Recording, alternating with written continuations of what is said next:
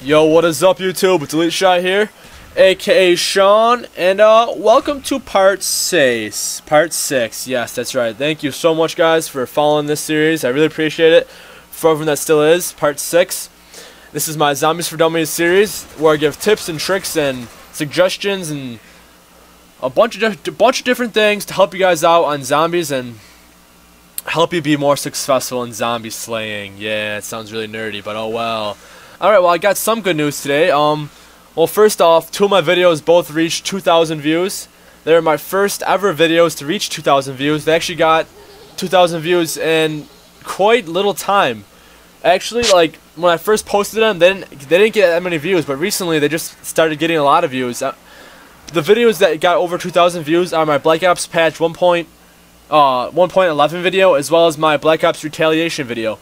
And the reason I'm thinking my Black Ops patch video 1.11 got so many views as it did is because on the PS3 a few days ago, they actually got the patch 1.11 because on PS3 they get the updates and patches and the map packs later than that of Xbox. So a lot of PS3 users were searching like Black Ops patch 1.11 or a recent patch, and my video would be the top one on the list.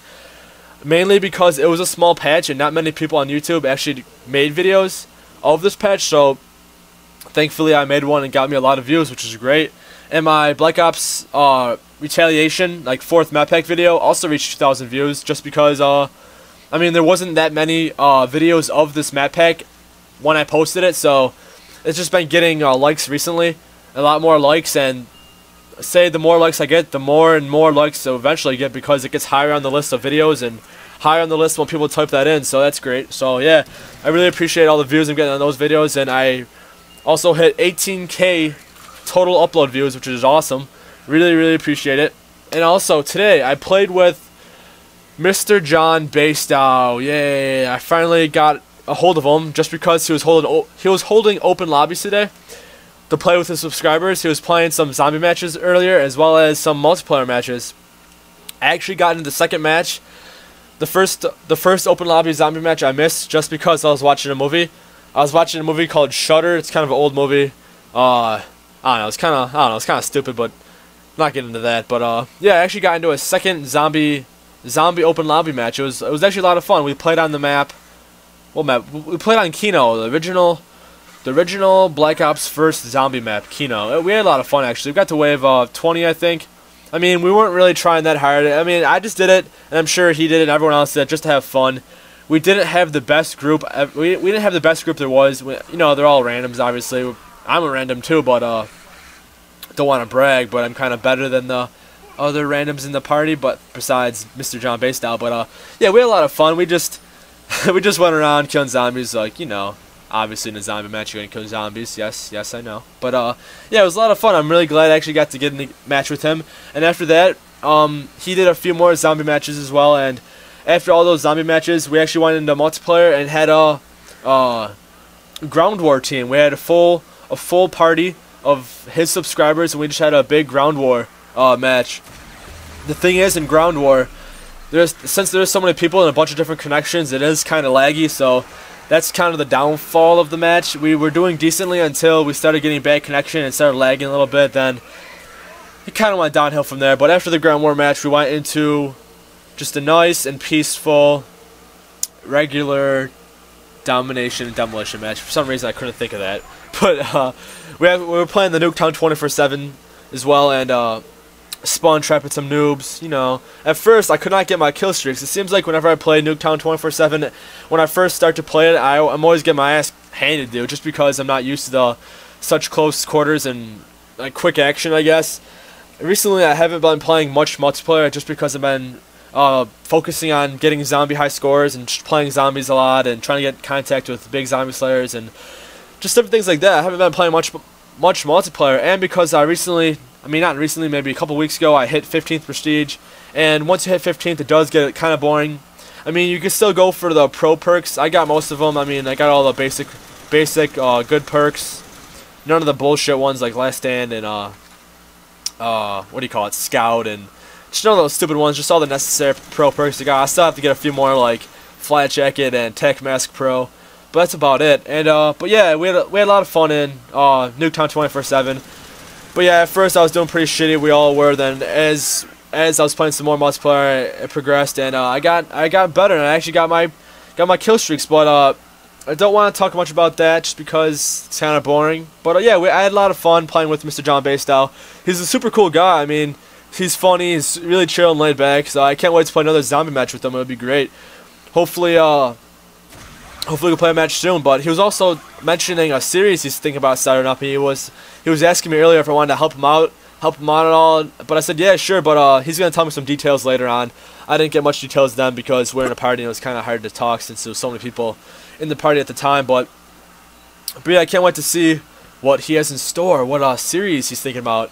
And actually, I've been thinking about series myself. I was playing Call of the Dead yesterday, and I was just going for I actually got some recorded footage of me getting all 7 perks and killing George Romero a few times to get those 7 perks. For everyone that didn't know, you obviously buy the 4 perks, and then if you kill George 3 more times, and the way you kill him is you just shoot him a shitload with any gun. Nothing special, you just shoot him a lot in the head. But the way to kill him, especially fast, is get either a Dragunov, L96, or even a Python. If you pack-a-punch them and shoot him in the head, especially with the Dragunov and L96, he dies extra fast. If you just get headshots on him with a pack-a-punch snipers, it takes a lot of health away from him. I actually believe each shot of a sniper is 25k damage to George. I'm not exactly sure how much damage health he has, but each shot of the sniper is due 25k, which is a shitload of damage because it takes about I think a solid 15 shots in the head, if that, maybe a little less if you get headshots. But yeah, I got all 7 perks. I wasn't trying to go for high rounds, just mainly because I wanted to get the 7 perks, and I also did. Is my mic sounding weird? Because it sounds weird through my Turtle Beach. Hopefully my mic does not sound weird, because with this Turtle Beach you can hear your own voice through the ear cups. But what was I saying? Yeah, I got the 7 perks, and God, hopefully this does not sound weird because it sounds robotic. All right, getting distracted here. I got the 7 perks, and then I killed George. I actually killed George several times, 3 times, and I got the WudnerWaffe. Before you can get the WudnerWaffe from George, you have to do the Easter egg.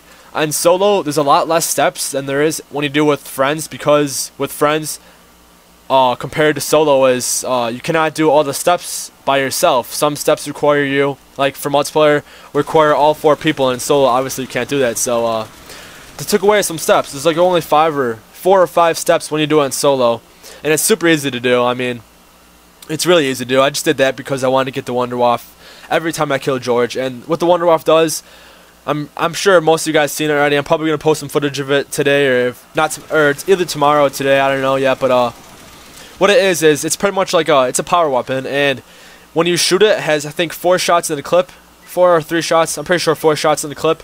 I guess it shoots like a electric bolt, which kills only 10 zombies, but I mean it kills a decent amount of zombies with 1 shot.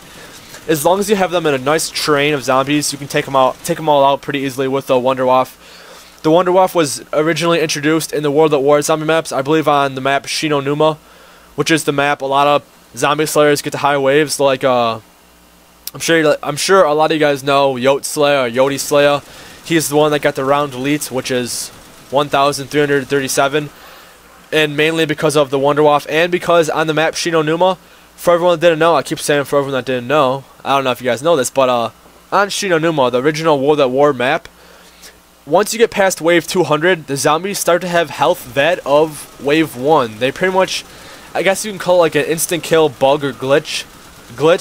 Like all the zombies have level 1 or round 1 health, and you kill them really easily. It just takes a long time to get to round elite, because that is over 1,000 waves obviously, and it does take a lot of time. And actually, when Yoteslaya first did it, he sadly died because he was doing a live stream, and he actually got distracted by the live stream and ended up getting downed, but he came back with vengeance, and he got the round elite.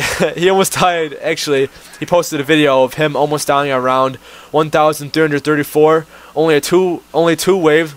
Well, my math is terrible. Only three waves from his record, or not record, but from his goal. He almost died actually, but thankfully he didn't. He got the round elite, and I believe he's gonna have a series on Machinima of him getting around elite, which is pretty cool. But what was I talking about earlier? Yeah, I called the dad yesterday. I just want to get all 7 perks and just do the Easter egg on solo. And I wasn't trying to go for high rounds, even though it would be nice. to get the higher round. I should have, but I didn't really have the time. I wasn't really determined or encouraged to get the higher round. I called the dead just because I wasn't really in the mood.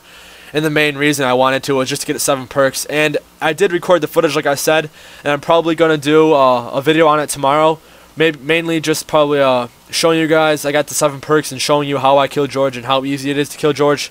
Besides the fact of me missing so many headshots in the beginning. Like, the clip starts off, I didn't record the whole game just because I didn't want to start another series, or because I'm still doing this one. But in the beginning, I was shooting George with the L96, and I was actually missing a lot of headshots because I don't know how I was just missing a lot. And the Deadshot Daiquiri perk that was introduced in Call of the Dead, it's the perk that when you zoom in or aim with any gun, it automatically aims at the zombies' heads. It doesn't stay locked on their head, but you have to keep like spamming the aim trigger or the left trigger, which keeps aiming at all the zombies' heads. It also makes it so when you use a sniper or any gun that you have to hold your breath which is the sniper, the L96, the Dragunov, and the Scavenger. It makes it so you don't have to hold your breath at all. It just stays straight, and it's pretty cool. I forgot about that when I was playing the Call of the Dead, and I was trying to think of what else Deadshot Daiquiri did besides go for headshots. I also think it kind of improves your hip fire accuracy, which I think makes your reticule smaller, your aimer smaller, and the hip fire. I'm not sure if it does exactly, but I was just wondering. So yeah, I'm probably gonna post that video tomorrow of me getting all 7 perks and me killing George. It's up to you guys if you want to see me do the solo Easter egg. There's already a bunch of videos on YouTube of people doing the solo Easter egg, and there's several videos. NGT Zombies, several other YouTubers that posted the Easter egg. But whatever you guys want, I'll upload. But let me get to the gameplay a little bit. What am I doing here? Dancing? I don't know what I'm doing. I think I'm going for what am I getting for? I'm trying to get my shrink ray back. I'm trying to think what I'm trying to do here. Huh.